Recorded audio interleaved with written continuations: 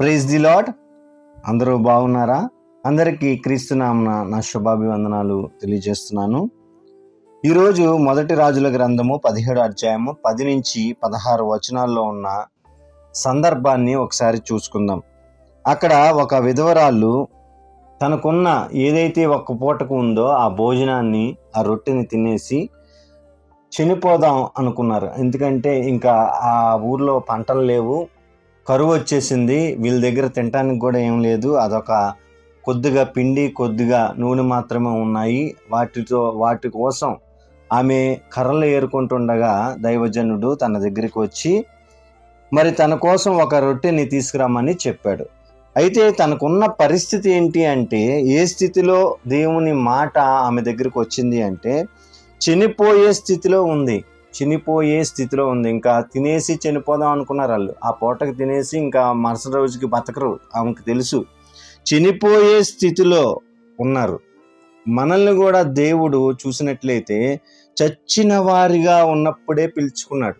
మనం ఈ రోజైనా చచ్చిపోవాలి, రేపైనా చచ్చిపోవాలి. అయితే ఏదో ఒక రోజు మనం చనిపోతాం. కానీ చనిపోక ముందు మన జీవితం దేవునికి ఉపయోగపడాలి.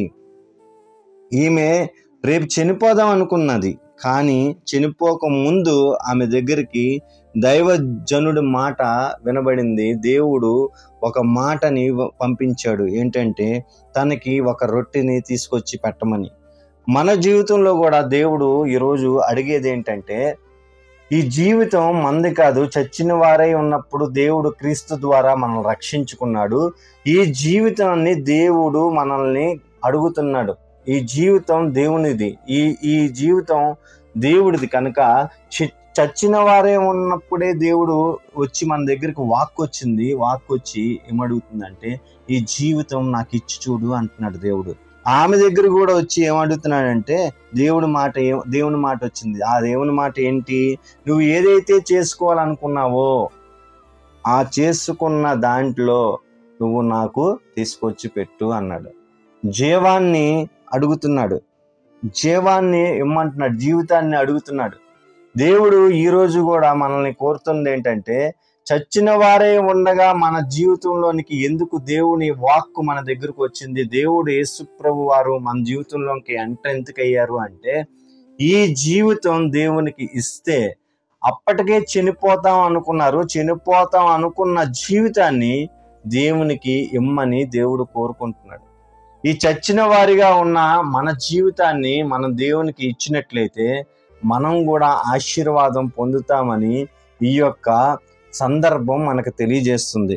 ఈ జీవితాన్ని ఏదైతే ఉందో, ఏదైతే ఒక పూట భోజనంతో కడుపు నింపుకోవాలనుకున్నారో ఆ ఆహారాన్ని తీసుకొచ్చి మరి ఆ యొక్క ప్రవక్తకి ఎవరైతే ఉన్నారో ఏలియా గారికి తీసుకొచ్చి ఇచ్చినప్పుడు ఆమె దీవింపబడింది. మన జీవితం కూడా దేవునికి ఇవ్వాలి. ఎప్పుడు ఇచ్చింది, ఎప్పుడు అడిగాడు ఆయన అంటే, మొదట అన్న పదాన్ని అక్కడ ఉపయోగించడం జరిగింది. మొదట నువ్వు చేసుకునే ముందు, ఫస్ట్ నువ్వు తినక ముందు దేవుని కోరుకుంటుంది ఏంటంటే, మీ జీవితం ఇప్పుడు మనం ఆశీర్వదింపబడిన ఈ జీవితం, రక్షణ జీవితం దేవుని వల్ల కలిగింది. ఎందుకంటే చచ్చిన వారిగా ఉన్న మనల్ని దేవుడు పిలుచుకున్నాడు. కనుక చచ్చిన వారిగా ఉన్న ఈ జీవితం దేవునికి ఫస్ట్ మొదట ప్రాధాన్యత ఇస్తున్నావా లేదా? దేవునికి నువ్వు ప్రాధాన్యత ఇవ్వాలి మొదట. అందుకే అక్కడ దైవజనుడు ఏం చెప్తున్నాడంటే, మొదట నువ్వు ఏదైతే చేసుకుంటావో ఆ చేసుకున్న దాంట్లో మొదట దేవునికి తీసుకొని రా. మనం ఇస్తున్నామా? కష్టకాలంలోనే దేవుడు అడుగుతాడు. కష్టకాలంలోనే దేవుడికి జీవితాన్ని ఇవ్వాలి. మనం అనుకుంటాం అంత హ్యాపీగా ఉన్నప్పుడు అడిగితే బాగుంది అనుకుంటాం, కానీ కష్టకాలంలోనే, ఇక్కడ చాలా కష్టంలో ఉన్నారు, కష్టకాలంలో దేవుడు అడుగుతున్నాడు. మాసిదోనియా సంఘం వారు కూడా కష్టకాలంలో, అక్కడ మీరు 2 కొరింథీ పత్రిక 8వ అధ్యాయము 1 నుంచి 4 వరకు చదివినట్లయితే అక్కడ మాసిదోనియా సంఘం వారు కూడా లేని గట్టిగా పేద స్థితిలో వారంట దేవుని కొరకంట, దేవుని సేవకుల కొరకు, దేవుని పని కొరకు వారు బ్రతికినట్టుగా ఇచ్చినట్టుగా మనం చూస్తాం. ఈమె కూడా చనిపోదాం అనుకునే కొద్ది నిమిషాల్లో దేవుని మాట వినబడింది. దేవుని మాట వినబడినప్పుడు ఏం చేసిందంటే తన జీవితాన్ని ఏదైతే ఉందో అందులో కొద్ది భాగాన్ని, కొద్దిగే చిన్నది తెమ్మన్నాడు, మొదట దైవజనుడికి తీసుకొచ్చి పెట్టింది. మొదట మన జీవితంలో లేవగానే ఒక దినం వచ్చిందా, మొదట నువ్వేం చేయాలి? అది దేవునికి ఇవ్వాలి. మొదట పడక మీద ఉంటుండగా నువ్వు మెలుకు వచ్చిందా, అది ఎవరి వల్ల వచ్చింది? దేవుడి వల్ల వచ్చింది. ఫస్ట్ దేవునికి స్తుతించు, దేవుణ్ణి ప్రార్థించు, దేవునికి ఈ జీవితాన్ని ఇవ్వు, మొదట దేవుని వాక్యము చదువు. అప్పుడు నీ జీవితాన్ని ప్రారంభించు, నీ రోజుని ప్రారంభించు. ఎంత దీవెనకరంగా ఉంటుందో, ఎంత ఆశీర్వాదకరంగా ఉంటుందో. మొదట ఏది నీకున్నా కష్టకాలంలోనే దేవునికి ఇవ్వు. నేను ఇప్పుడు సమయాన్ని ఇవ్వలేకపోతున్నాను అనుకుంటావా? అప్పుడే సమయం దేవుని కోసం ఇవ్వు. నేను ఇప్పుడు ధన రూపంగా దేవునికి ఏమి చేయలేకపోతున్నాను అనుకుంటావా? అప్పుడే దేవునికి ఇవ్వు. ఎప్పుడైతే ఇవ్వలేను అనుకుంటున్నావో అప్పుడే దేవునికి ఇచ్చి చూడు. నువ్వు సమృద్ధిగా, మీరు చూసినట్లయితే వారు సమృద్ధిగా తిన్నారంట.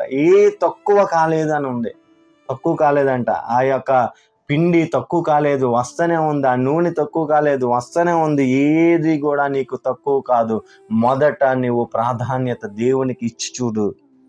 చనిపోయే స్థితిలో ఉంది ఆమె, దేవుని మాట వినింది. మనం కూడా చనిపోయే స్థితిలో దేవుడు చచ్చిన వారే ఉండగా దేవుని మాట పంపించాడు మన దగ్గరికి. కాబట్టి మన జీవితాన్ని దేవుడికి ఇవ్వాలి. దేవుడు కోరుకుంటున్నాడు జీవితాన్ని.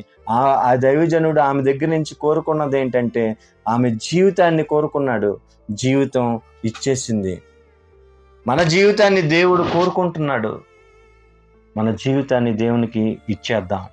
మన జీవితం మంది కాదు. ఎందుకంటే ఈ రోజు కాకపోయినా రేపైనా చచ్చిపోతాం.